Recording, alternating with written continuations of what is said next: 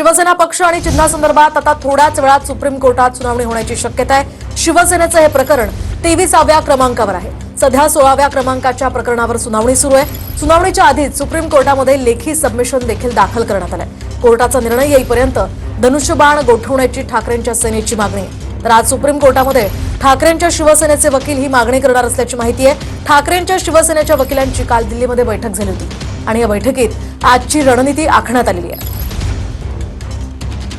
शिवसेना पक्ष आणि धनुष्यबाणावर आज सर्वोच्च न्यायालयात महत्त्वाची सुनावणी।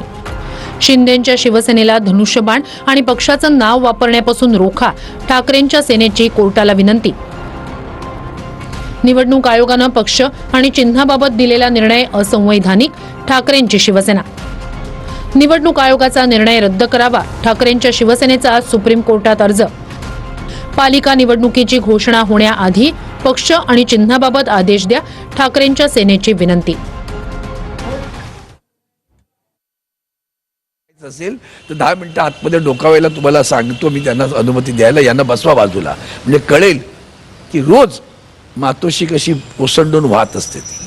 आपण पाहतोय की बावनकुळे यांनी जी टीका केलेली आहे त्यांनी मातोश्रीवरती येऊन पाहावं, उद्धव ठाकरे भेटतात की नाही अशी प्रतिक्रिया अरविंद सावंतांनी दिल्याचं पाहायला मिळते।